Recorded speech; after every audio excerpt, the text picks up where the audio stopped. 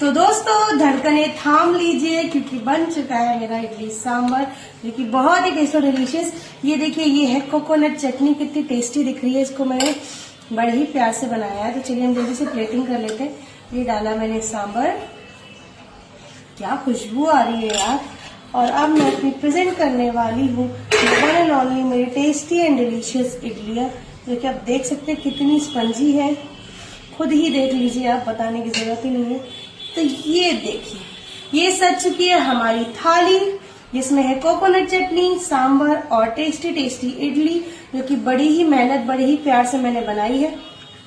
तो आप लोग भी इस तरीके से बनाइएगा और ट्राई करिएगा इडली सांभर। तो आज के लंच में है थाली में इडली और सांभर और कोकोनट चटनी। तो चलिए अब मैं आपको थोड़ा सा टेस्ट करके भी बता देती हूँ।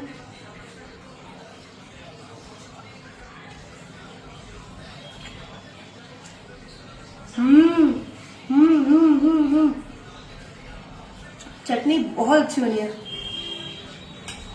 एक नंबर।